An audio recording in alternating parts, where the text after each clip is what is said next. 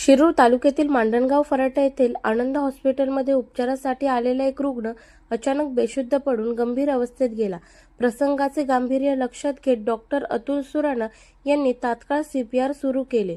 वेळेवर दिलेल्या या आपत्कालीन उपचारामुळे रुग्णाची प्रकृती स्थिर करण्यात यश आले आणि त्याला जीवनदान मिळाले।